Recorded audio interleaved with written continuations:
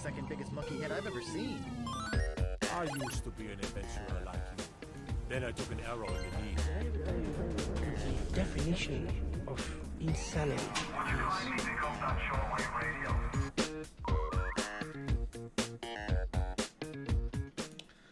Hello and welcome to episode 34 of PvA Radio. I'm one of your hosts, Luke Croft. Joining me as always, freelance gaming journalist Larry Hunt. How are you doing, my friend?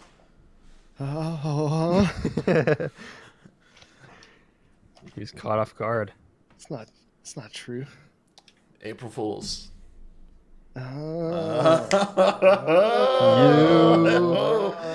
Also joining us today, the third most attractive member of this podcast, Cody Mellequine. That is 100% true. It's April Fool's Day. It's not true. That's not April Fool's. Larry, who would you say is the third most attractive person on this podcast? I'm not answering that. I've been married long enough to see a trap. Oh, man. Yeah, it's April Fool's Day, which means we're going to be covering all of the best fake gaming news. So here to kick us off, I want to ask, what's the best fake news tweet you've seen today?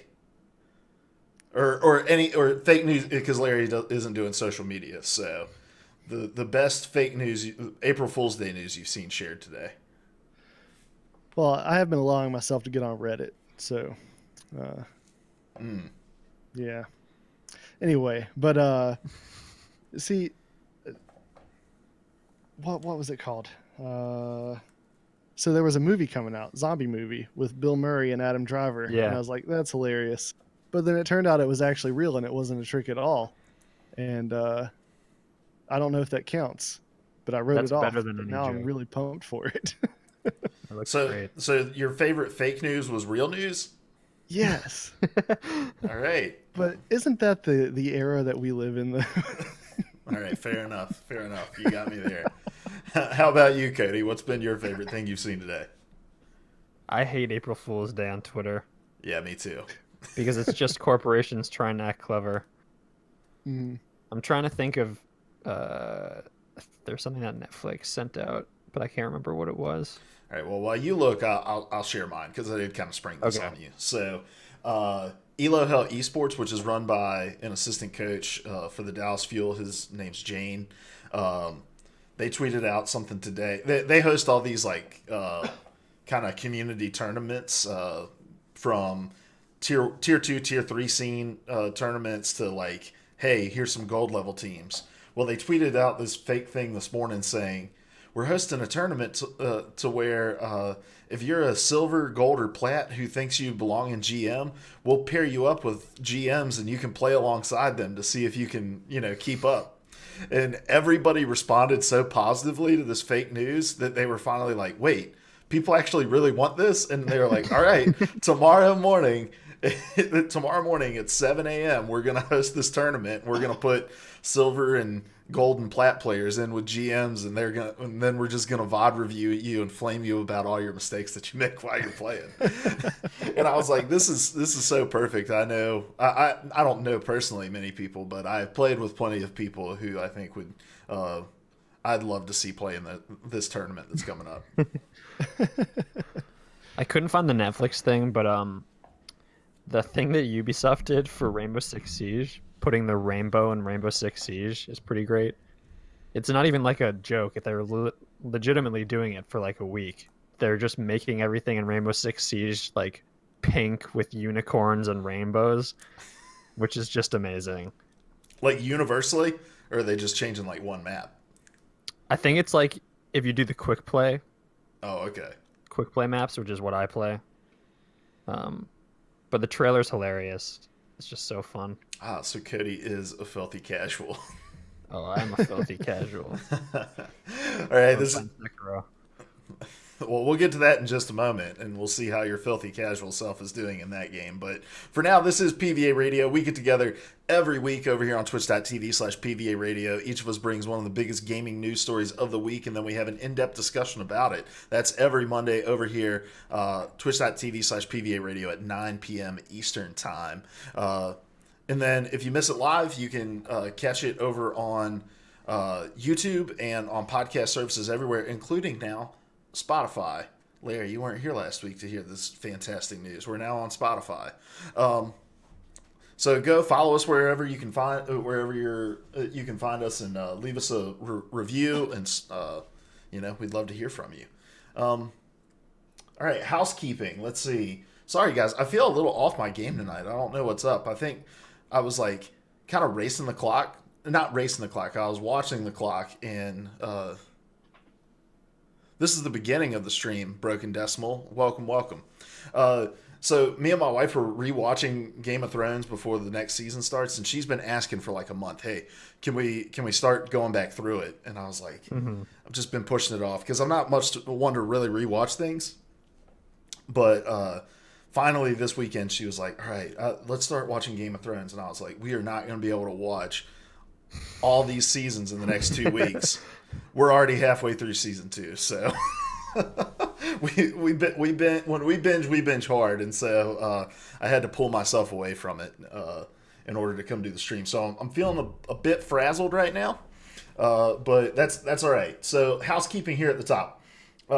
We are doing a lot more streaming over here. I'm still working out what the actual like show schedule is looking like, but we are doing a couple cool things. We've been playing through The Division, doing song requests while we're playing. We've been doing some would you rather questions while we're playing that have been a lot of fun. And then also I'm starting to gather some VODs for a show called Gold Reviews Gold, where I will take, oh my gosh, the chat is just showing up in the dead center of dude, this stream is so scuffed. All right, let me take that off there.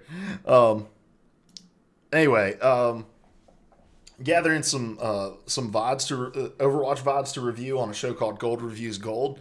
But also I have been just playing Overwatch on stream, and after a couple games I'll go back, pull the VOD up, and review my own games live as well. So doing a lot of cool stuff over here. We're going to be rolling out some more stuff as time goes on, as we get some stuff figured out. But make sure you follow us over here, twitch.tv/PvA radio, and you'll know all of you'll get to see all those shows when they're live. All right, enough of that, guys. What have you been playing? Let's start with you, Cody. Switched it. Jebaited, bamboozled. Just all sorts of messing with us. I'm pretty much playing the same stuff I was playing last week. So Division 2 and Sekiro. I'm level 13 in the Division. Just slowly working my way through that. And one thing I didn't mention last time is it feels like every time one of these games launches, these games of service launches, I just like, and I guess I'm mainly thinking about Destiny here. There's just like a complete dearth of content, and I like level up to max level within like a week. And at least from what I'm playing so far in the Division, it seems like the ramp is a lot steadier, and there's just a lot of stuff in this game. I don't know, it's largely repetitive, but there's a lot of stuff in the game, which credit where credit's due. Like, on the one hand, for me, that's cool, right? Like, you buy a game, it has all this content, but then as you're playing it and knowing how these games go, it's like, man, this is just a grind that's ultimately not going to matter, because I'm going to start getting new equipment, and like you're playing these games for the end game. And so I feel like that ramp, while you call it steady, I may call it a slog of some sorts. Like, the gameplay itself is fun and the missions are fun, but that mentality of knowing, like, I'm playing to ultimately make all this shit I'm gathering obsolete. Like, I just don't play that way. Of the mind. I've never been someone who I enjoy the ramp. I don't really like the end game is what it is, and I'm sure it'll be fun. But I don't know. I'm taking it slowly, so that may be why I'm enjoying a little bit more. But I don't know. I'm enjoying shooting random people in DC. Oh my gosh! Out of context quotes. Don't clip that. That's what this game is. That is true. I will give you that. They make it clear in the intro video. Do you have a gun? Did your neighbor have a gun? Sorry, that's a whole other conversation. But other than that, I've been playing Sekiro and failing horribly over and over again. I think I've played that game for like 9 hours, and I've faced 2 bosses. um, the rest have been mini bosses and just like getting my ass handed to me. But I feel like I'm getting better. I don't know what that actually means in the I'm sure I'll hit a wall at some point, but I'm still really enjoying that game, and it's just so like we're gonna be talking about this for one of our topics, but that game is just so fucking brutal. Like more so than any other From game I've ever played. I think it's just me getting my head around it, but it's also just so much dependent on your skills, and my skills are just not there yet. Mm-hmm. Do you have a sense of how far through the game you are? No, I think I was hearing an estimate of like 30 to 40 hours to complete, but I'm sure there's side stuff, and it depends on how well you can face off against bosses per every life. So I don't know. Yeah. All right. Awesome, Larry. What have you been playing? Been playing some more of The Division as well, and I am loving that game. I love playing that game so much. I just burst out in laughter with the sheer joy of that game routinely. Anytime I have the option to get a skill or a weapon that's going to light somebody on fire, I do it. And I am having a blast just lighting random people on fire in DC. He's got the fire turret, and it brings him just childlike Of course joy. he does. It makes me so happy. Oh, as soon as that thing's off cooldown, I'm throwing it out again and again and again. And Ben told me that later on you can have specializations, and one of them is like demolition, and I'm anticipating that'll give me even more things that go boom. So I can't wait. And then I've also been playing Apex Legends still. I'm loving that. We'll talk about that a little more here in a little bit though. And I also got my invite to play Elder Scrolls Blades on my phone. And I want to share my experience with that with you guys real quick. So I get this invite. I download the game. I go through the registration process. I play the tutorial, which is like 30 seconds long. And then it gives me this screen that's essentially, thanks for downloading the game. We'll let you know when you can really play it. And so far, I'm not really impressed. 1 out of 10. But I'll revisit my review later. How good of a tutorial is it, though? It makes me interested in how the gameplay is actually going to work. Okay. But I feel like I got so excited, guys. I was so excited for this. Complete nonsense. Is there a release date for the game, or is it really just like you're in a holding pattern until it tells you you can move forward? I think it's in like, I don't even know, man. I haven't really kept up with it. I registered to be notified and didn't look at anything else again until they notified me. So I don't know if it's like a pre-release thing or just they're slowly rolling it out. I think it is pre-release. They're just limiting the number of players who can access it in pre-release. But like, don't have me download. It feels like they just used me to pad their numbers, and that upsets me. Yeah. It doesn't make a lot of sense. Like, is that game? Are you like online for that game, or?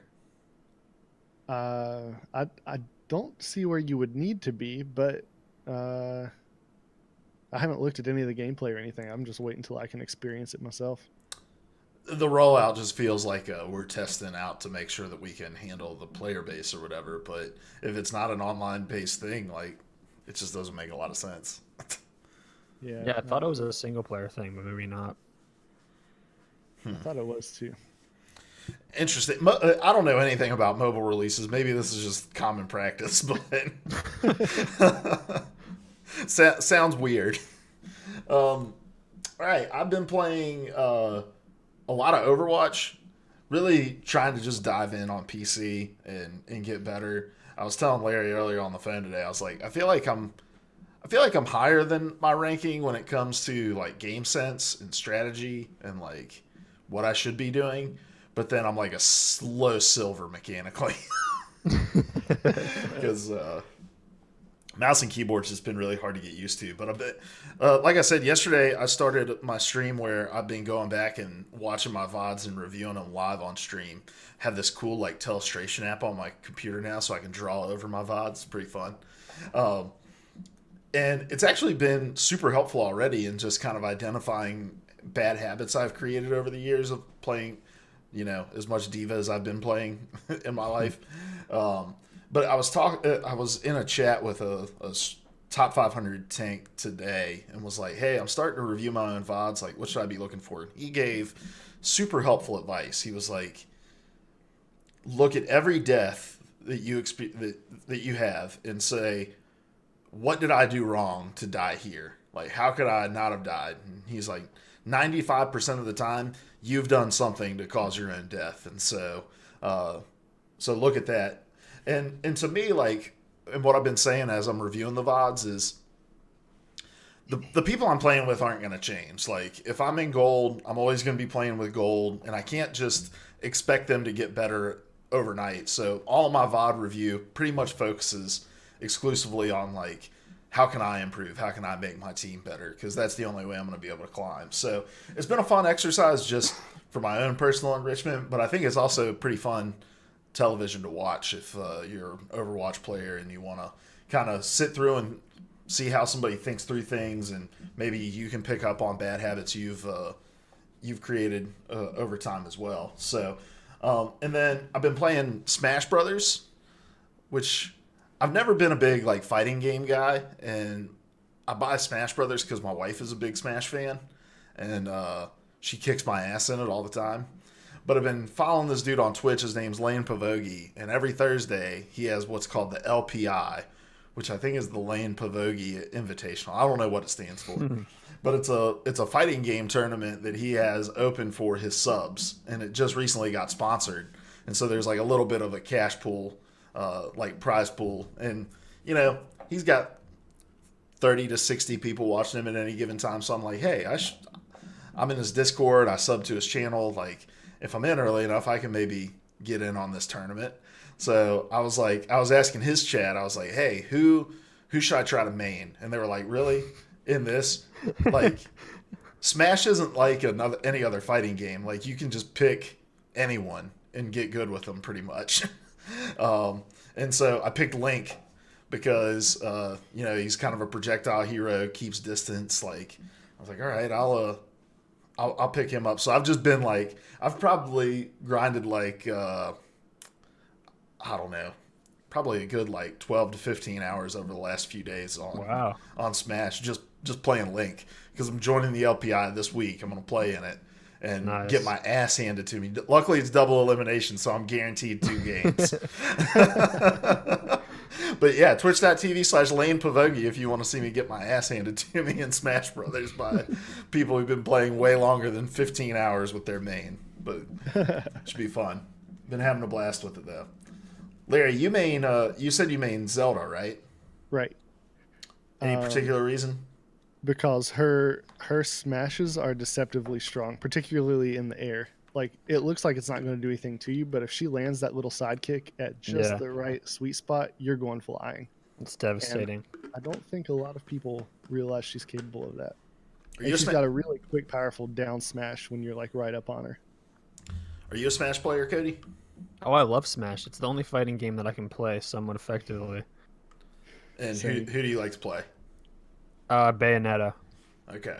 I haven't unlocked She's Bayonetta super yet. combo heavy, and all of her attacks can be chained to include gunfire to deal extra damage at the end, which is awesome.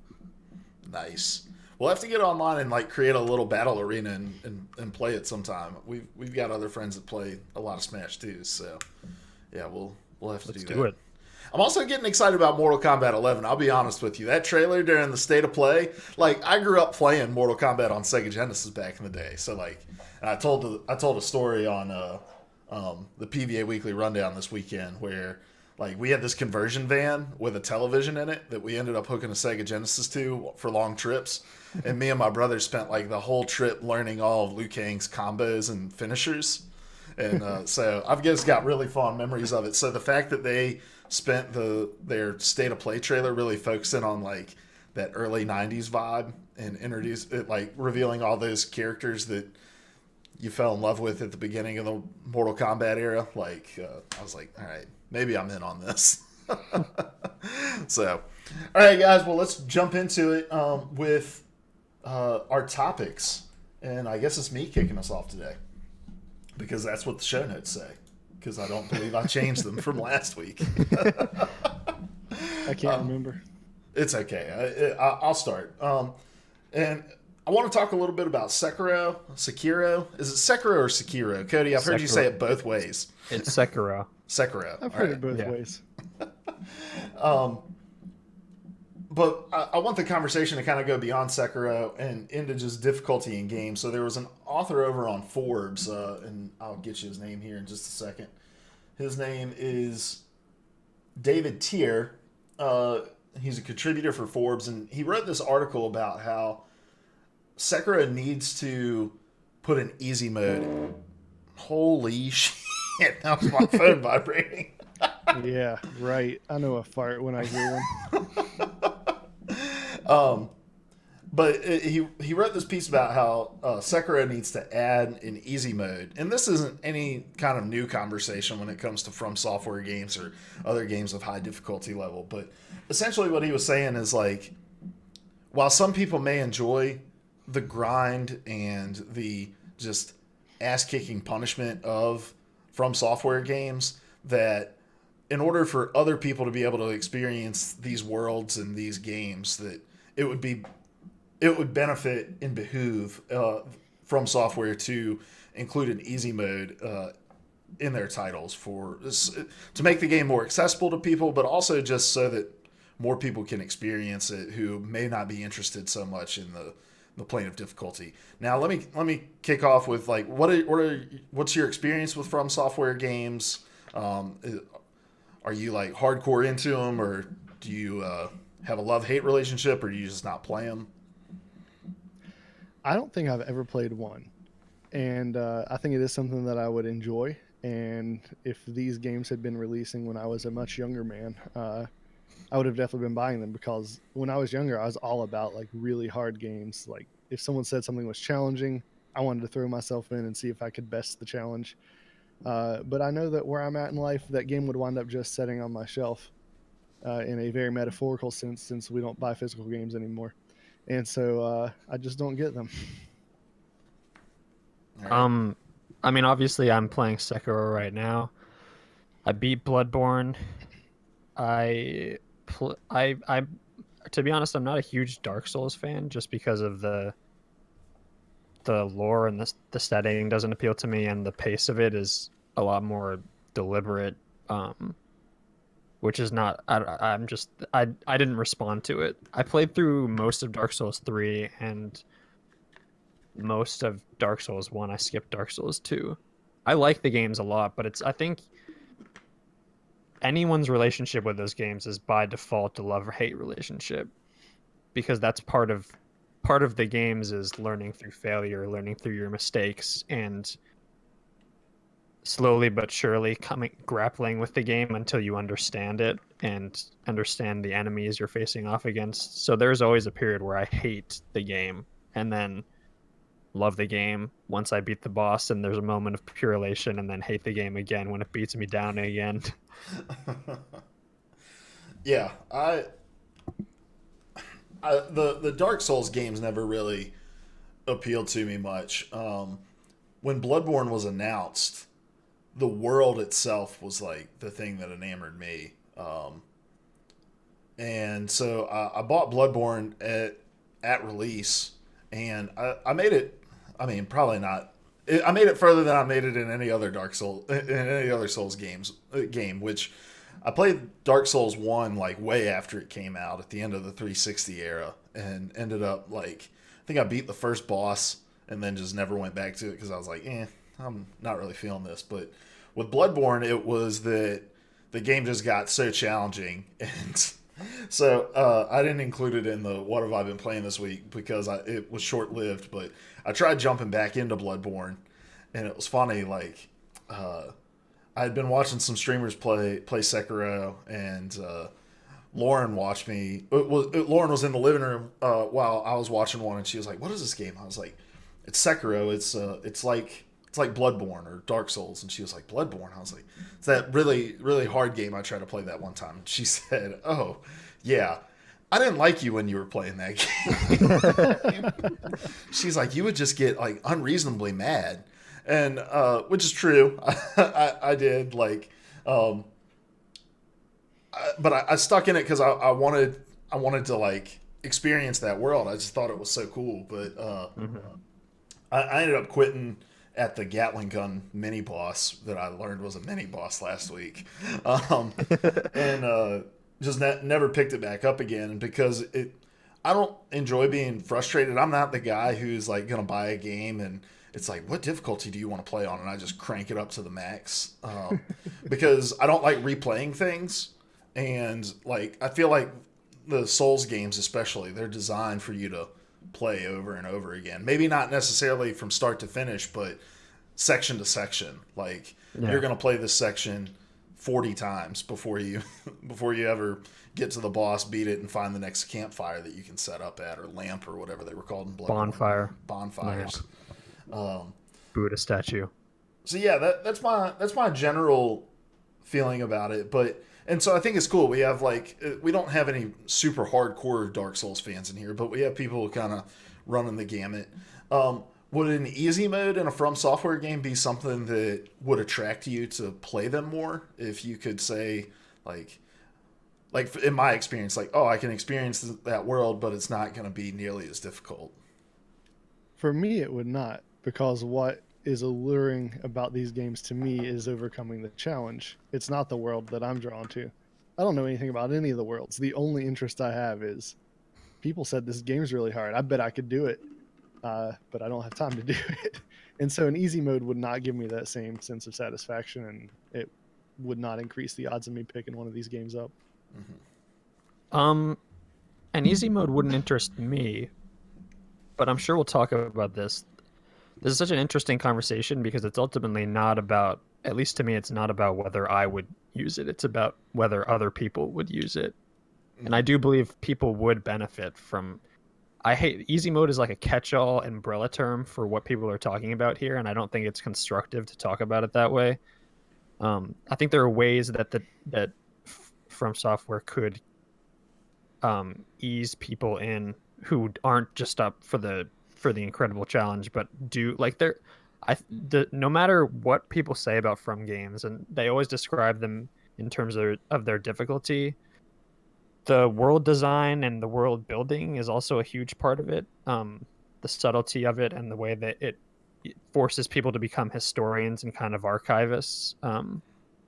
That draws a lot of people in too, and I think an easy mode could help people who are drawn to those aspects of the game, but maybe not the brutal difficulty, or people who are disabled in some kind of way, where playing the game as someone like us would be able to play it is near impossible. And that's a question we'll probably get into about accessibility and what it means in games like this.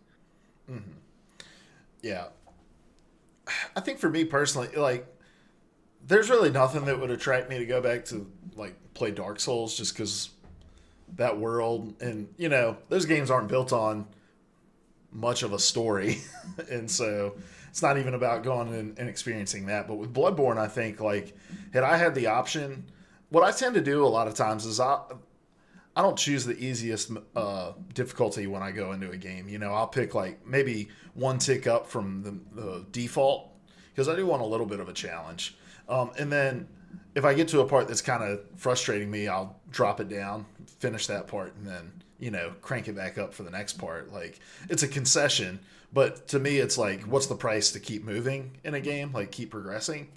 And so I feel like if in Bloodborne, I could have had the option to like down tick the difficulty for this one part that I was going through, because I played it over and over and over again, just couldn't beat it. Then it would have helped me to get through and like and complete the game. So I'm with you, Cody. I think the term easy mode is more of a catch-all, but like, what are those features that can be added to these games that can make them more accessible to people, not just who have something,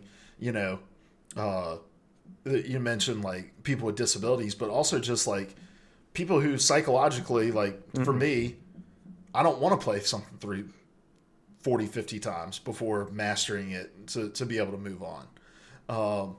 And I think it would keep me engaged in it. But I don't think that answers my next question of should games like this have more difficulty features. Let's call it that rather than easy mode. Like things that you can do to kind of manipulate the difficulty of the game in order to make it more make progression more achievable. I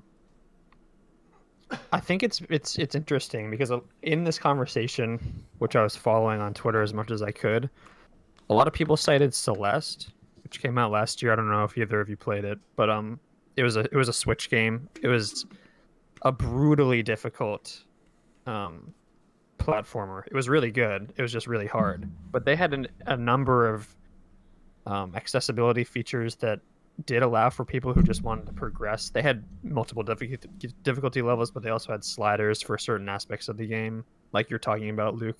Things that you could adjust that wouldn't just be a catch-all difficulty. Difficulty swapper. Can I interject there? Because I have a question on that point. So the author of this article, when he talks about easy mode, what he wants to see is reduced damage from enemies and increased damage by the player, which I think is like the baseline, what you expect with difficulty level. So what else?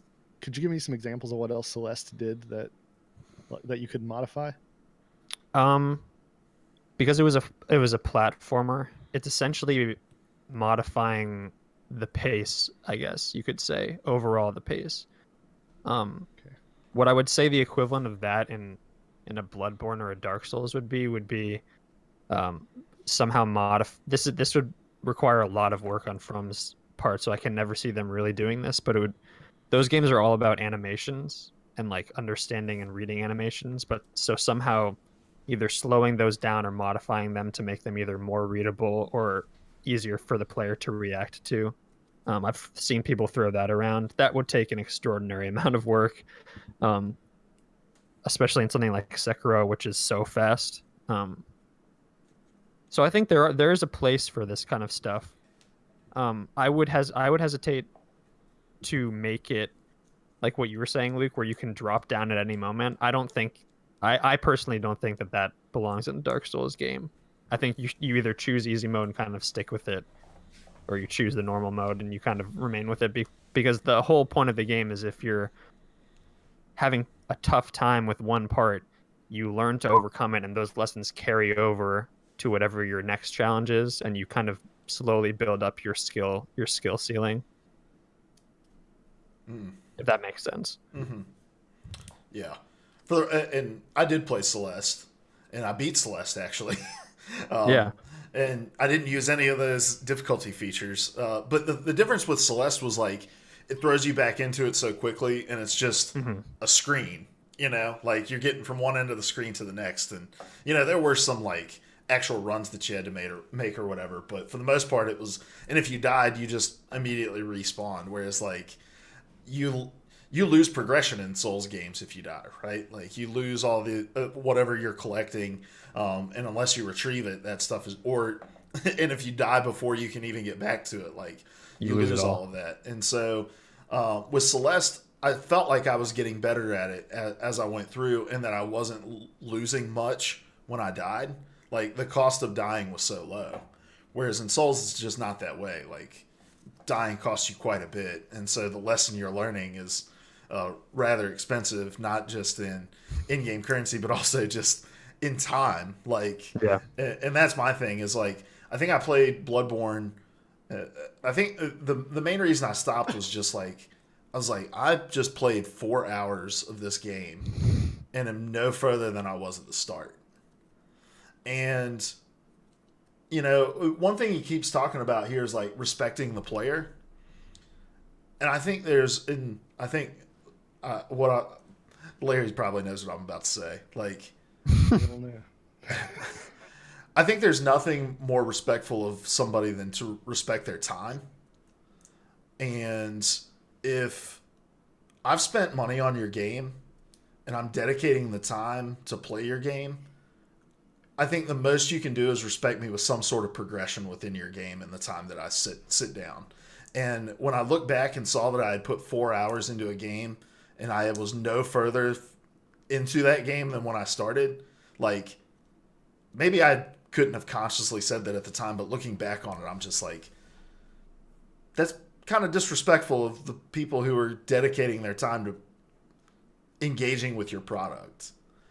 And so, and now I'm like, man, I spent all this money on a game I'm never going to go back to because it doesn't respect me enough to give me some way of overcoming this outside of just the get good meme, which is the big thing in the in Soulsborne games. Is just like, well, if you can't get past something, you need to be better at something. And while I understand the sentiment, and I get that players take, a level of pride in overcoming those things, for me, it's like, well, I'd love to make it to the end of the game that I paid for, So I'm on the complete extreme opposite end as far as how I feel about this. I really despised this article. The sarcasm in the last paragraph is what really drove me over the edge into I hate what I just read rather than I just disagree with it. So for me, and as I hear you talk, it kind of shifts me a little bit because now I see this reframed, I see it reframed in the old,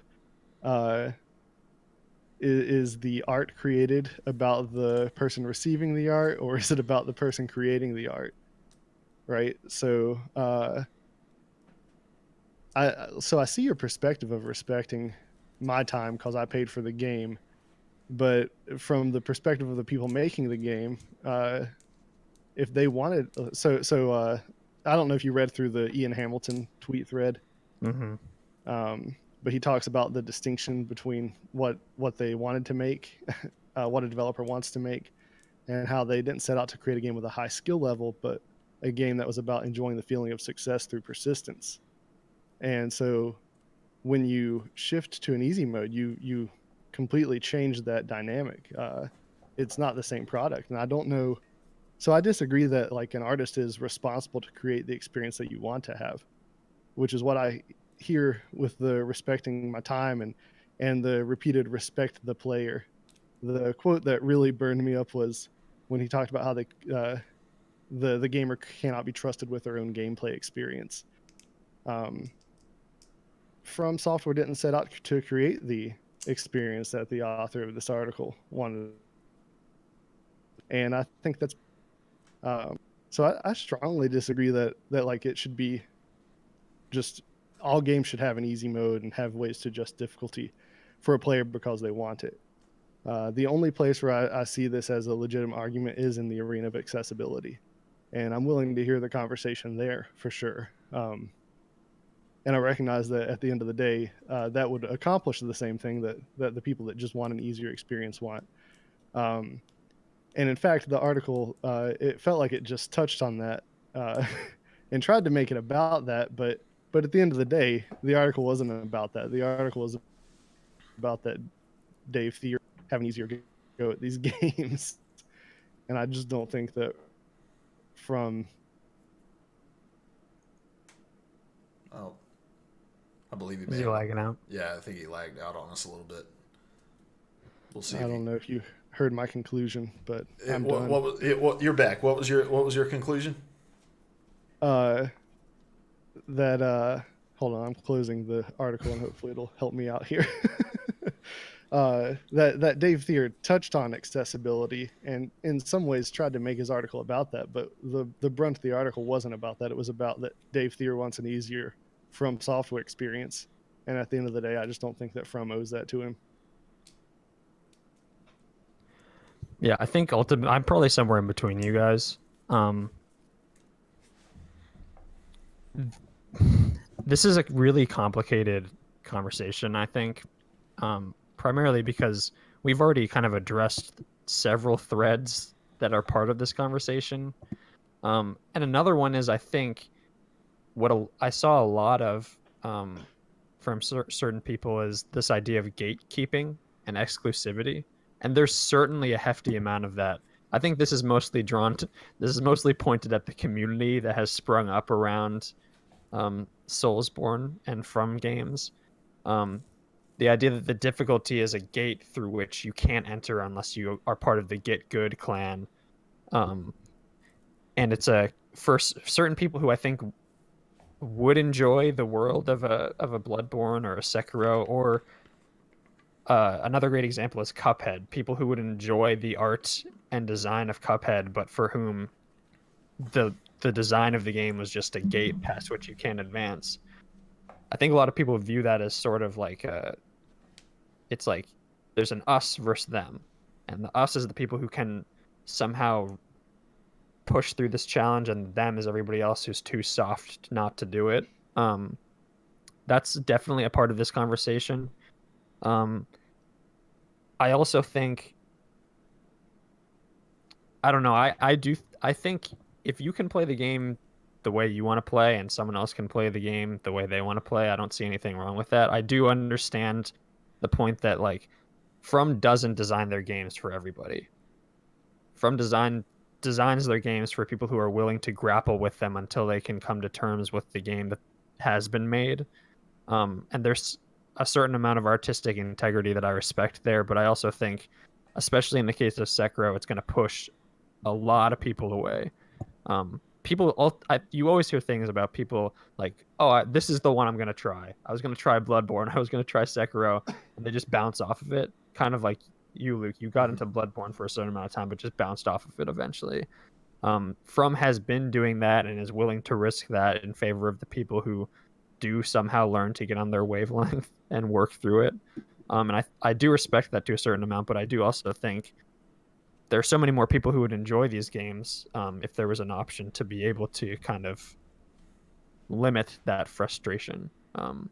And if I can still play the game that I want to play, which is the brutally difficult version, I don't see why I can't have someone else playing it on a little bit easier difficulty. Cuphead managed to do that to a certain extent, I guess, but not as effectively as Celeste. Yeah. And to be clear, I'm not defending it from the perspective of players like wanting to be like, well, if you're not as good as me, you shouldn't be able to play. I'm only defending it from the perspective of, if From doesn't want to make it, then I don't think I should have any animosity toward them. Yeah, no, I understand that. I do think the exclusionary perspective is something that was raised a lot in this conversation. I think it's a perfectly valid point as well. But that's more community driven than driven by From. Yeah, and I think about other communities that have these difficulty options within it who still have people who are hardcore about playing it.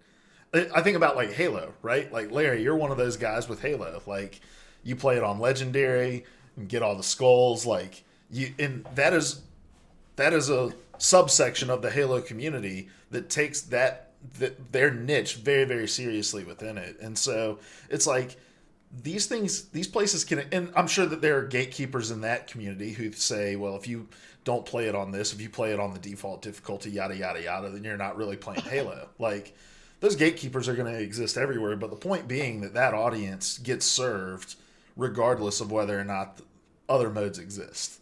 And they will find their place in those games. Like, and so I can get on board with the argument of like you can't force From to make something that they don't want to make, but I just don't understand why you wouldn't want to make it. I understand like the art of it and this idea of, you know, you're struggling through the experience and you're learning through persistence and those sorts of things. But if the game is so hard for me that I end up quitting after a substantial amount of time of giving it a go, then there's a difficulty through which I can persist through and get that same exact lesson, right? Like if there's an option directly underneath the difficulty I'm playing on in Bloodborne that allows me to get past that boss after dying 10 times rather than 50, have I not still learned through persistence? Like, to me, it's just a way of like more gracefully stating the get good mentality, which I do think is not a super healthy way of looking at your game, of like, because you do end up stiff arming away like people who really do need these things for accessibility reasons. Like saying you're not making your game for everyone, but the difficulty of the game gets people who want to learn through persistence but just can't for like legitimate reasons within themselves. Like, it's gatekeeping for the sake of gatekeeping, and to me, like, I can't get on board with that part. Like, so I don't know. I came into this topic thinking like I fall somewhere in the middle, but the more I talk through it, the more I'm just like, I feel like there should be options available to make this game more approachable for people across a bevy of reasons. Yeah, I was gonna say the whole succeed through persistence. At the end of the day, that is just another way of saying get good. Yeah. But that kind of is the issue. That's what they set out to make. And I don't know what you change difficulty wise to still have that feeling. Well, I guess I don't know. it doesn't seem the same to me that okay, I'm frustrated, I can give up and go easier. I don't know that you could still walk away from that with the I persisted and succeeded, you know. Mm-hmm. So I'm coming down on From side just because I fundamentally don't see how you accomplish what they're trying to accomplish while also making it an easier experience. But you get good through learning the mechanics, learning the animations of the characters and the movements, and developing strategies. And so if I die the first time I face it and the next 9 times and I succeed on the 10th, why is that any different from me dying the first 49 times and succeeding on the 50th? Like, your design has just created something way, way harder, but I'm still learning through persistence. Like, that's where I don't see the distinction. Now, I'm not saying it needs to be a difficulty where I can just mosey through, but there should be an option where it takes me less times to learn the lesson before being able to advance. Yeah, I don't know. In my mind, it's like comparing a marathon to a 5K, and I don't know if that makes any sense. Like, they both require persistence, but it's a very different experience of persistence. But yeah, I see your side. I just I don't agree. I think it's also worth out pointing of out. the norm on this podcast. It's also worth pointing out. I think the reason this article might ring more true with Sekiro is that as difficult as it might be to believe, there have been safeguards or like optional things you can do in Dark Souls and Bloodborne to make the experience somewhat easier. You could summon NPC characters who could help you in Dark Souls and Bloodborne. You can't do that in Sekiro. You could grind souls to up your attributes, like vitality, dexterity, strength, to kind of push through a more difficult enemy. So you're at least dishing out more damage, even if you are getting hit the same amount of times. Or you could increase your vitality to kind of take more hits, even if you are taking the same amount of damage. All of that has been taken out of Sekiro, essentially. There are still ways to increase your attributes, but it's ultimately on you. So I think these articles have been written for a lot of From's games, but I think it's probably ringing more true for a lot of people in this case. And I think that I liked the idea that you could opt in. If you're having a tough time, you could opt in and call in an NPC or call in another player. There were some of I tried to stay away from that, but there were some times where I just had to do it, and I ended up. It was still difficult, but I could push through it with a friendly player, and those were actually some pretty memorable experiences because we'd triumph over the boss, and then we'd both wave as the person disappeared into their own realm. So I think things like that could be implemented in games like this to kind of mitigate the challenge, or at least as much as you can. Yeah, I do want to make safeguards. I do want to make one more point, and then we can move on because this topic has taken much longer than I thought it was going to. And that is that I do think there is a unique way in which people can experience these games. I've just decided, like, I'm not spending my money on these games anymore, but I love watching people play them.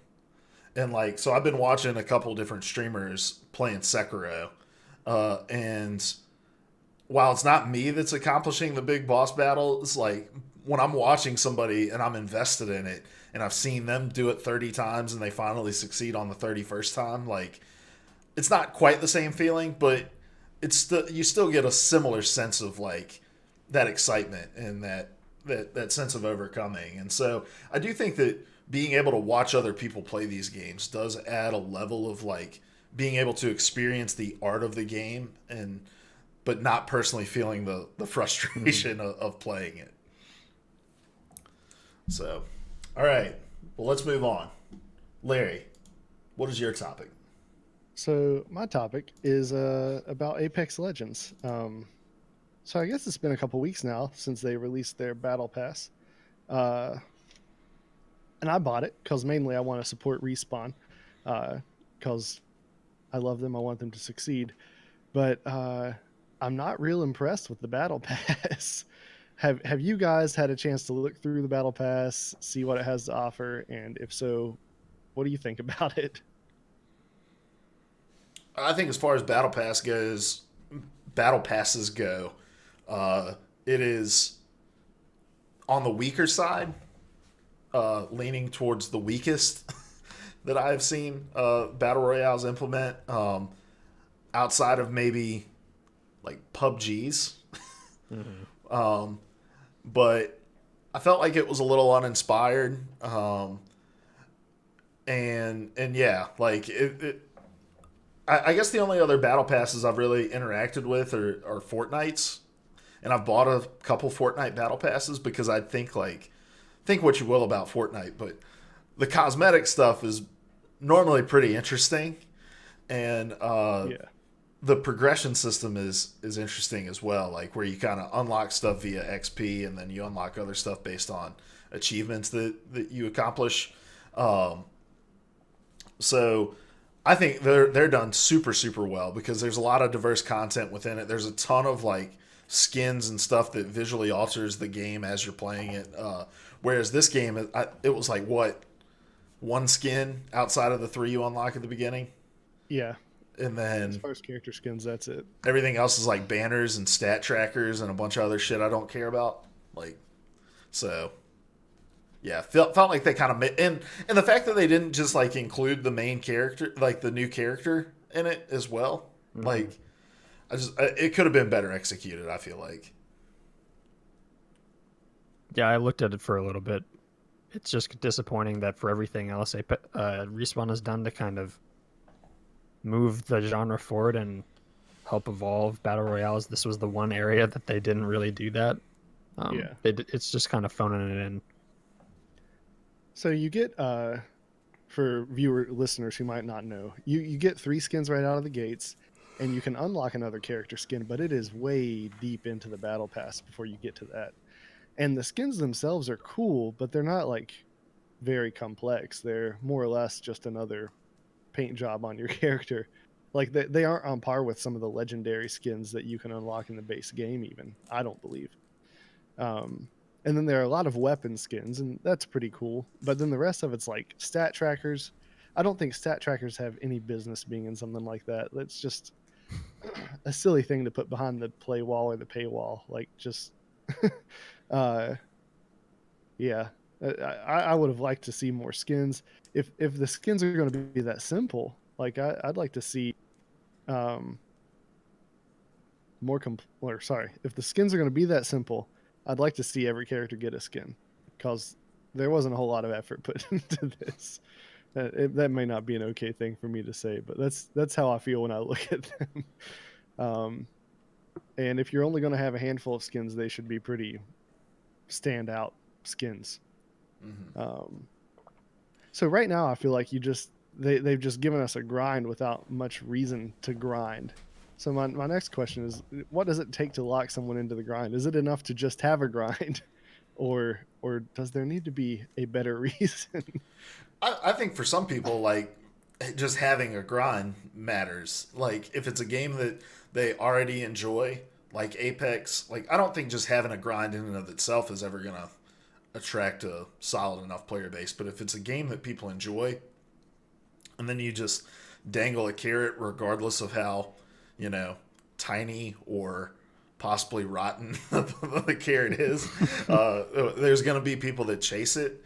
However, like, this is such a crowded space right now, and like Cody said, Apex, for all intents and purposes, seemed to be the one who was getting it the most right in the beginning. Like, these games live and die by the engagement that they can draw out of the players moving forward. And the fact that this kind of released, and I don't feel like I've heard much else about it. And I think we were all kind of saying, like, oh man, well, when season 1 drops of Apex, it's gonna, that excitement's gonna bounce right back up. And look, I monitor that based off of like Twitch viewership and how many articles I'm seeing on GameSpot that are like mixed into their news about how to do this and how to do that, how to find this, how to unlock that. Like, are there any? You can probably give more color to this, Larry, but as far as unlocking it, is it all just based on time you play, or are there some achievement-based things as well? So that's one of the big disappointments. There is not like a challenge system. Like, that's what I was anticipating, and really what I was most excited about was like having the challenges like you have in Fortnite, right? Yeah. To earn extra experience. So it's not purely time, but it is the same experience system as you level up in the base way in the game. So part of it's time, part of it's are you playing with another person, and part of it is your performance in those games. Mm-hmm. Both placing, damage done, kills that you get, that kind of thing. Yeah. So, and one last thing on that, they've got a kind of cool system where each legend you play with can earn a particular amount of bonus experience each week, and every day you get a bonus for the first kill with each character. So it encourages you playing a multitude of characters, and I thought that was a neat touch. But yeah, there is no challenge system. Well, one point to that, and then I'll go back to the point I was originally going to make. Sorry, then I'll let Cody talk. To that point, like, I feel like Apex kind of has to encourage people to play multiple characters, because every single thing you can unlock is based individually. Almost everything you can unlock is based on an individual character. So if I just main Wraith and play Wraith every single minute I'm on Apex, like, I'm only going to care about every 10 unlocks, Yeah. But going back to the original point of not having the challenge system, while it engages in-game players, what it also does is it encourages outlets to cover your game more. Because, like with Fortnite, it's like, and look, I'm just going to make some shit up because I don't know any of the challenges on Fortnite, but it's like, dive through X amount of the rings that appear as you're diving into the map. Like, GameSpot goes on and is like, we're going to write a guide on where to find the rings to jump through. And it's just more eyeballs on your content. So, like, for Apex to just be like, well, it's just based off of kills and damage and stuff like that. Like, the guides on how to do all that stuff have already been written. But if you're adding things to the game and making challenges and players have to find these or achieve this, you're going to encourage more outlets to go in and say, like, how to find all of X amount of collectibles to get this achievement, to get this unlock in Apex. And, like, it encourages a churn that keeps you at top of mind, which is so important in such a crowded genre. Yeah, I don't have much more to add. I'm not a battle pass person, so I'm probably the worst person. I'm mostly just going to cede the floor to you guys. But what I will say is that I think the battle pass is also, for me, proved something that I had a hunch was kind of already a problem, and something that bothered me about really the only cosmetic I care about is skins, and skins are so hard to actually buy in Apex based if you're just purely playing and earning currency. But the problem I have is that all the purple skins for every character are the fucking same skins. Like, I don't understand how that is a thing in this game. Like, there's literally no incentive for me to buy these skins because, one, they're not that great, and two, they're just the same for every character. They're just different colors. And I think the battle pass is proof that there's a inherent problem with the cosmetics that I would actually want to earn. And so I think, to answer your question, part of what I think would help to engage people is if these skins are just like different paint jobs of the same general skin, but are a little bit more unique and spaced out a little bit more in the battle pass earning scheme, whatever you want to call it, the gradual leveling up. I felt like I didn't buy the battle pass, but I saw it, and I saw all this front-loaded stuff that in the first place isn't that incentivizing if you're just looking at it on a purely cosmetic and aesthetic level. So I think the battle pass pointed out a few problems that I think are actually much more prevalent in Apex than I would have thought had I not been looking at the battle pass and interrogating the cosmetics that are currently in the game. Mm-hmm.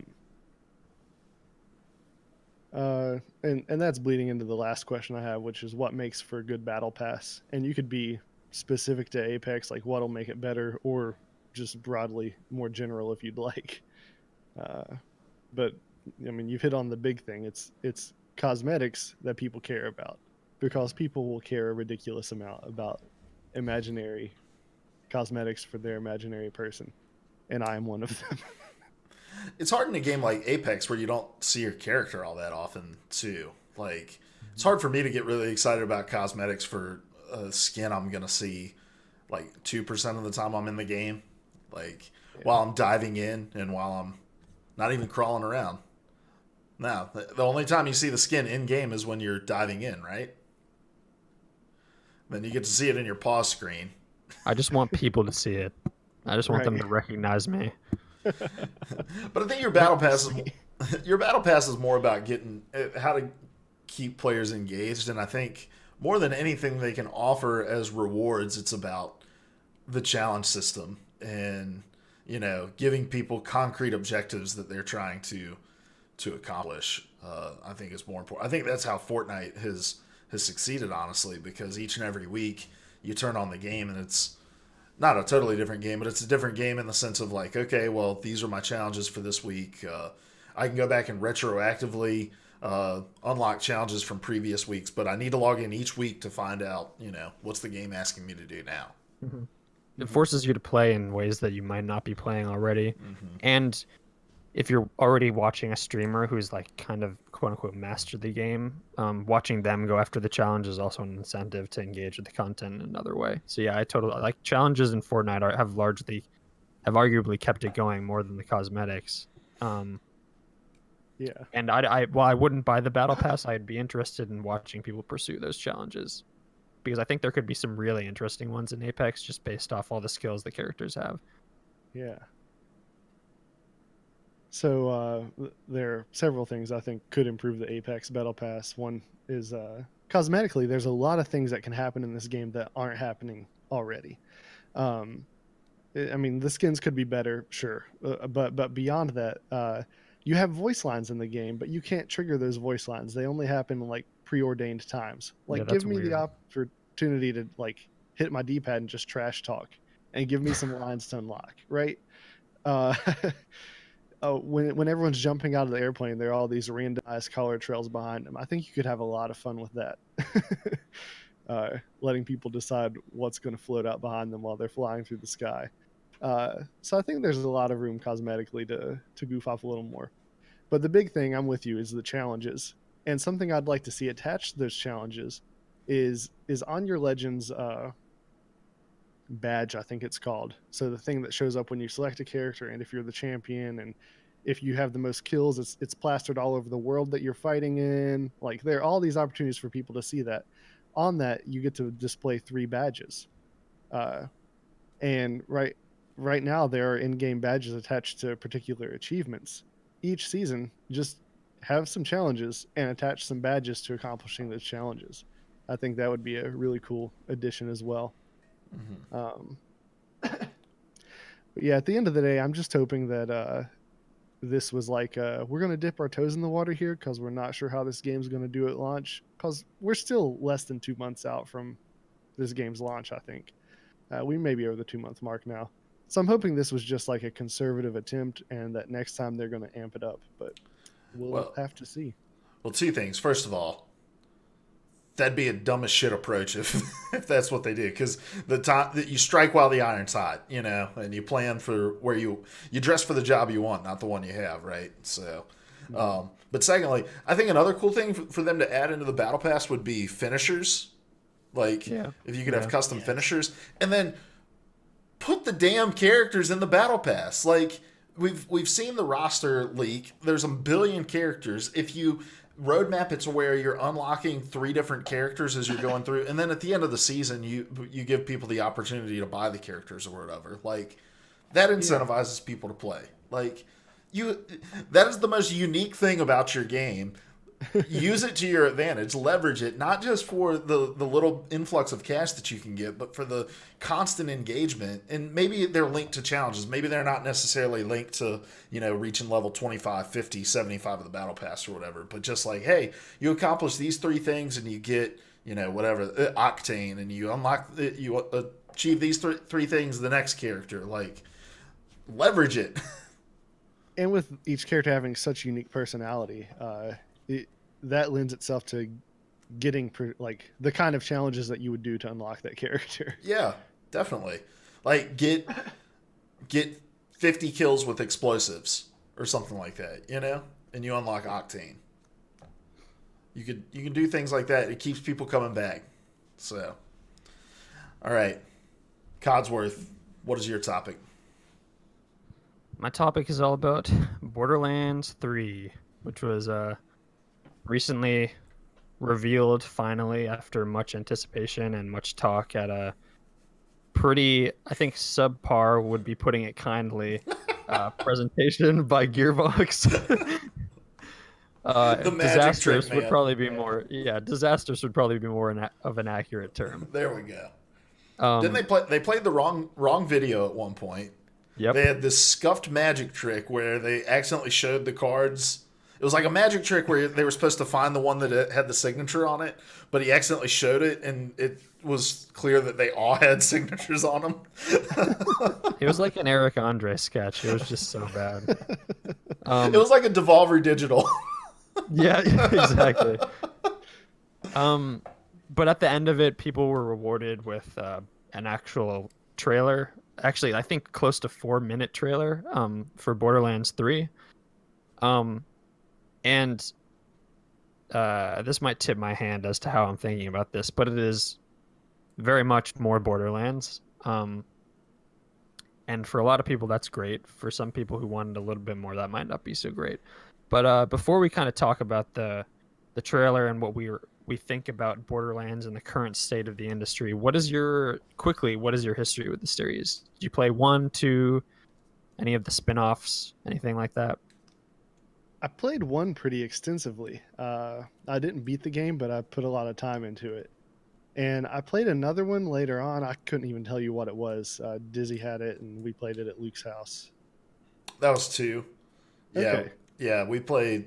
I had the Handsome Collection, and so we were playing Borderlands 2 on that. And I've had fun with the series. It's not something I've ever had the time to really dive deep into. Mm-hmm. Yeah, I played Borderlands 2 on Vita, and I played it again a little bit on Xbox One with the Handsome Collection. And okay. Yeah, I don't even think I beat it on Vita because it ran like shit, but I played quite a bit of it on Vita because it was the only game I had at the time. But I don't feel like that's probably the best ideal way to experience that game. Probably not. I played 1, 2. I enjoyed 2 a lot. I was so on 1, which I think is probably the consensus among most people. And then I loved Tales from the Borderlands, which was Telltale's adventure game version of in that universe. So I have a connection. I like the world, and I like the sense of humor, despite like how immature and ridiculous it can be. But what I'm really interested in about this game is kind of twofold. 1, its place as a sequel, but also 2, its place in the industry now. Because I think those 2 are both teetering on the edge of not satisfying either longtime fans or new players. Because it's been, when did the second game come out? Like 2000. It was 11 or 12, right? 2012, I think. And then they released like the pre-sequel after that. Yeah. But the last mainline entry was around 2012. But I guess based on your based on your experience with the games and based on the trailer, which granted is just a trailer, but it was almost 4 minutes of footage. What do you think about what we've seen in the game so far? What do you think? Is it just more of the same? Is that fine, or is it offering something new, do you think? It looks a lot like more of the same to me. It's a bigger cast of characters, it seems, and that's good for this game. Do you want me to get into its place in the industry question yet, or is that we can bridge all this stuff, whatever you want to do? It's gonna be a fucking madhouse. It's Borderlands. So it looks like more of the same, and I hope that that's not the case, because I don't think this is a good time for that to happen. Although it is sort of the original looter shooter. Looter shooters are in a lot different place, a much different place. Loot shooters. I added an in there. It's all good. They're in a much different place. They're much more social things these days. Whereas Borderlands was a much more like go through the campaign kind of experience. And there's space for that, right? The Division is like that, but the Division also has a much stronger social element. So they've got to step it up in the social sphere. But also, I don't know, they're going to struggle with a similar thing as Apex Legends, where you've got distinct characters, and a lot of the modern loot shooter is getting gear for my particular character that's going to change how my character looks. And historically, these characters were like pretty preordained in their appearance, and so your only real loot is like gear, but the armor doesn't like have a cosmetic effect. It's just stat effects. Yeah, it does look like more of the same. Now we haven't gotten many gameplay details on it, so it looks, I think, can be pretty deceiving. And I think that I think that Gearbox has to understand, and I don't think that you just spend 7 years developing the same exact game that you put out 7 years ago. I think that they have to see how this landscape has changed and understand that there are things that have to be included in this game to keep players coming back to it. And it can't just be like, oh, well, we just love existing in this world. I mean, it's back to the same thing we were saying with Apex. Like, you have to give players a sense of progression, and this world that kind of develops as time goes on, even if that's just in like how Destiny does it with like your weekly legendary strikes and stuff like you come in and there's a chance to get better loot and those sorts of things. So while it looks like more of the same, I'm hesitant to make any kind of judgment that it is more of the same. Because I think, like, if we've learned anything from Telltale, it's that, like, you can only make the cel-shaded art style look so good. And so I think that's part of the reason that this looks the same, is because it's just, like, that art style is somewhat limited. But I think we've also learned that, like, I think we're also going to learn with this, like, another thing they focused on was, like, four-player split screen co-op, which is something that was really big with Borderlands 2. But if that's like their big social selling point within it, I think we're gonna learn a real Larry's gonna learn a real harsh lesson about the state of split screen co-op. Joke's on you! I refuse to learn. Which is why he will never play Dark Souls. Exactly, he will never get good. Yeah, I think, I don't know, a lot looks largely the same, and I think that probably has a lot to do with the fact that Borderlands is a pretty strong identity in terms of its tone and in terms of its appearance. I think you can say what you want about the art style, but I think because of the art style, Borderlands 1 and Borderlands 2 still actually hold up visually, because it's just such a distinct art style. It's something that ages pretty well. And there were hints in the trailer of things that are clearly new for the series or will be an increased focus in this one, it seems. There was a lot of emphasis placed on vehicles and new vehicles. There's like a cool hovercraft thing. They showed a variety of locations that don't seem to be entirely on one planet. There's a big cityscape and there's a swamp. So, and there's an emphasis on worlds in the interstitial titles. And then they're doubling down on the thing that's always made those games great, which is the personality of weapons, which I think goes to your point, Larry. Those games they've never been focused on customizing your character's appearance, but you can emphasize personality through the skills you choose, the skill trees, and the guns you choose to use. And so It's been over a billion guns. Yeah, that's a time-honored tradition in Borderlands trailers, like a bajillion guns. They have guns that walk, apparently. They have guns that are giant mechs. Your mileage may vary on both of those, but it is something different, at least. But I think, for me, I largely saw a series whose appeal, to me at least, has kind of grown a little stale. And I don't know if that's just me personally having aged out of the series or 2 years ago and kind of wanting to see something really different. Again, it's a trailer, so you can only judge so much. But I am interested, and Larry, you kind of referred to this. Borderlands, at the time it came out, was really arguably the first of these kind of loot shooters. And obviously since then that genre has become the de facto form of kind of like games as services, and it has evolved way past what Borderlands was. So do you think, you kind of already tipped your hand a little bit, Larry, but do you think Borderlands 3, which is likely coming out in the next year or so, do you think it's coming out at the wrong time in the industry, the right time, maybe because it's offering a little bit of a different take on that genre? I don't think that I'll feel confident in answering that question until we see whether this is more of the same or if they have made some significant changes. Because if it is more of the same, I do think that this is a wrong time for them to do this, and I don't expect it to go well. But I'm wrong all the time, so who knows? Yeah. Well, and it matters as to what you define as success. I think Borderlands has a big enough fan base that if it's just like, hey, everyone who's, been interested in this series, if they buy it now, then like if they're not hoping that this is a world that people are playing in for a year, but more just like, hey, go in, do your 30, 40 hours in it and get out. Like if that's their approach to it, then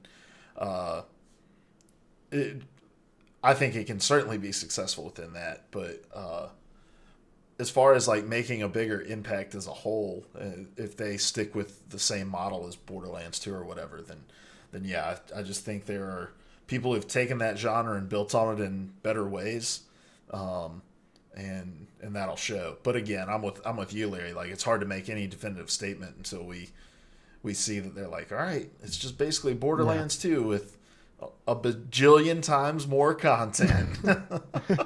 Yeah.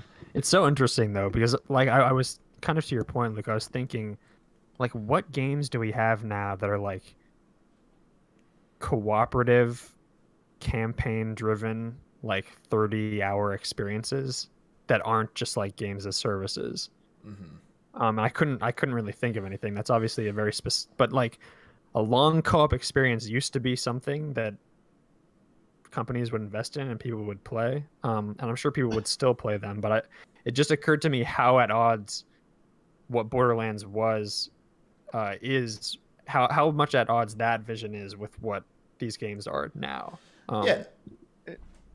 Well, let me say real quick, like, and there was a time I was into that, like going back playing the Halo campaigns, like Ghost Recon Advanced Warfighter was another one that, like I played pretty hardcore. But like nowadays, like I would say the Division has kind of a story, and it look, say what you will about its execution, I don't have a fucking clue what's going on in it, and I'm playing it's because I'm playing it cooperatively. Like I'm not paying attention to it.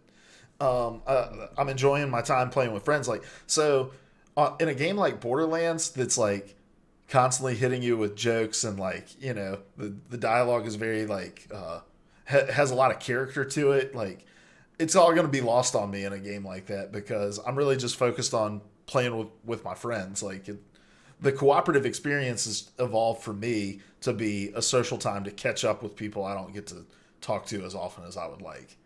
And it's not about, hey, let's sit down and experience this game together. Yeah, that's kind of like Destiny kind of set the tone for this. Like, I remember the developers describing that the game where you shoot aliens while you talk about the Oscars. Yeah. Like, that is what these games have become, and that's fine.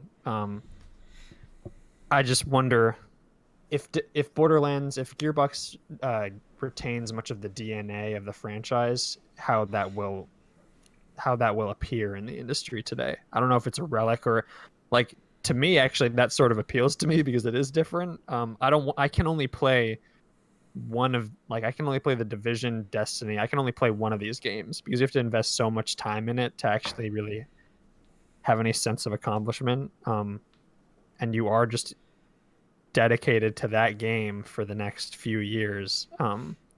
So the idea of a game like this, where I'm projecting myself, but you do you play through and you complete it in 30 something hours, and you had a good time with it with your friends. And they might release DLC and expansions.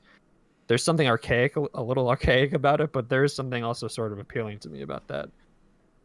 Yeah. In my mind, I keep comparing this to the other loot shooters, which are all games as services, and maybe that's unfair of me. But I do think that that's going to be a struggle they're going to have to deal with. Is what distinguishes you from that, and I think a lot of it's going to come down to the perception more than the reality. And what I mean by that is, will it be talked about as a game that's lost in the past, or will it be talked about as a game that has that classic feel? You know? Yeah, and those are two very different things. Yeah. And you think about the marketing for this, right? Like, we're sitting here saying, okay, we saw 4 minutes of gameplay, and what we're seeing is, oh, it's all basically, it looks just like Borderlands 2, more of the same. Well, all of those people are 7 years older now, and they have 7 more years of responsibilities and kids and jobs and this, that, and the other, marriages. Like, this game came out when we were in or finishing up college. You know, life was quite a bit different. And just the volume and variety of games that are available now, like, you're competing against so much. If you're going to try to appeal to those people who enjoyed your game 7 years ago, are those the people that have the time to jump into an experience like you're describing, Cody? And in my opinion, like, I'm having a hard time finding the time to play the Division with friends that I want to play it with. Yeah. I can't imagine trying to juggle 2 of those in a row. Or 2 of those simultaneously. Yeah, and I also not to mention the younger people who don't necessarily even know what Borderlands is. Yeah. Like, I don't know if the trailer actually told them anything about Borderlands. That, like, it's a shooter, you get lots of guns, and it looks kind of kooky, which I guess is essentially Borderlands, but there's a lot more to it than that.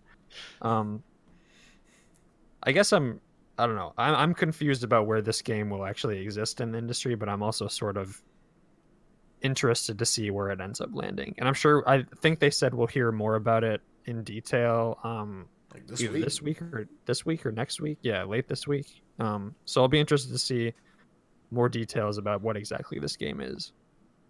Definitely. All right, guys. Well, let's wrap it up with everybody's favorite game that we play. 2 Truths and a Gaming Lie. Gaming edition. April Fool's edition. I'm just kidding. It's 2 lies and a gaming truth today. Just kidding, guys. It's going to work exactly the same. So here's how this game works. I have a game. This week it's a little obscure. You guys may not have heard of this game. And I have 2 things that are true about it, 1 that is false. You have to identify the lie. Let me pull up my RNG real quick. Yeah, let me remind everybody of the score here. Cody's taking all the fun out of this, all the sportsmanship out of it. I have 5. How do I get points? Well, it's because I'm a good liar. If they can't sniff out what the lie is, I get a point. Cody has 2 points, and Larry has yet to make it on the board. All right? This week, a little game called The Last of Us. I don't know if you've heard of it. Is that an indie game? Yes, it's made by a little indie studio called Naughty Dog. I think I've heard of them. In a hostile post-pandemic world, Joel and Ellie, brought together by desperate circumstances, must rely on each other to survive a brutal journey across what remains of the United States. All right. Great game. Larry played the opening on a 12-hour stream that we did, and he was moved to tears. I don't think he was moved to tears, but he was moved emotionally. I would have been moved to tears if I didn't know what was coming. That's true. All right. Here we go. The fall section of the game was supposed to have several additional scenes, but they had to be scrapped as voice actor Troy Baker developed a cyst on his vocal cord, which put him out of commission for 3 weeks. The creators forewent making the scenes for the sake of time and budget. Number 2. Joel's birth date is presumably September 26th. Number 3. The game was originally supposed to end with Joel and Ellie arriving in a safe zone in San Francisco, but this was scrapped as the game's creators saw this as too ideal. All right, so we have Troy Baker developing Assist, Joel's birth date, or the game ending in San Francisco. Cody, we're going to start with you. Which of these is the gaming lie? I'm up first. Yeah. Let me quickly consult the Oracle. He's taking all the fun out of this game. No, I'm actually gonna choose this myself. So the first one is the vocal cyst. The second one is Joel's presumably about a birthday. Yep. And the third one is safe zone ending. I'm just gonna go with the birthday. All right. So he's going with number 2. He doesn't believe Joel's birthday is September 26th. Oh, it just seems so weird. Larry. I'm going to go with number 3, the safe zone. It just doesn't, for that to even be considered for the ending, the story had to be way different at some point, I feel like. All right. And the winner this week is me again. Yet again. I'm too good, guys. I'm too good. So, the fall section was actually supposed to have additional scenes in it. That part is true, but they weren't scrapped due to Troy Baker developing Assist. It was just the project was getting super out of scope and they had to make cuts. Joel's birth date is presumably on September 26th. The reason for it is a newspaper is shown in the opening scene, which is his birthday, where his daughter gives him the watch, correct? Yes. And the date on the newspaper is September 26th. Got it. Okay. The game was originally supposed to end in San Francisco, but they scrapped it because it was too ideal. I don't really have anything to add to that. But, yeah, guys, I'm really good at this game. You guys really suck. So I'll try to pick I'll try to pick a more well-known game next week. 2.5 truths and half a lie. Yeah. Well, I mean, all lies have a seed of truth within them, correct? That hasn't been the case so far with this game. All right. I was fed misinformation. Got to keep you on your toes. All right, let's get out of here. Who are you? Where can we find you, Larry? Let's start with you.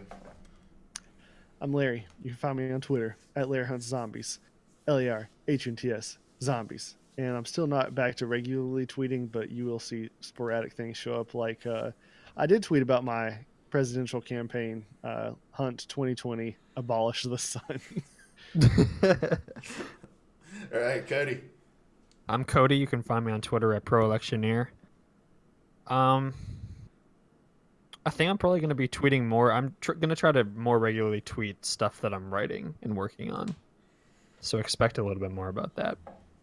All right, awesome. My name is Luke Croft. You can find me on Twitter at Hoagie_OW. And Stage 2 of the Overwatch League starts this week. I'm just going to be tweeting about how you're just going to see more goats, guys. Look, they're playing for big money. Why are they going to try anything different? This isn't the place to experiment, right? Let that happen in Tier 2, Tier 3, in the Overwatch World Cup, all those places. It's not happening in Overwatch League. Sorry. Get over it. All right, guys, this has been PvA Radio. Every week we get together over here on twitch.tv/PvA Radio. Each of us brings one of the biggest gaming news stories of the week. Then we have an in-depth discussion about it. Consider it your collaborative audio feature article, your cafe, if you will. And Cody, what are they supposed to do with it? Tattooed on your knee. Yep, right on your knee. If you don't catch us live, you can catch us on podcast services everywhere, YouTube as well. Until next week, though, guys, we love you. Goodbye. And my cursor, I always say goodbye, and I'm never on it. That's the second biggest monkey head I've ever seen. I used to be an adventurer like you. Then I took an arrow in the knee. The definition of insanity is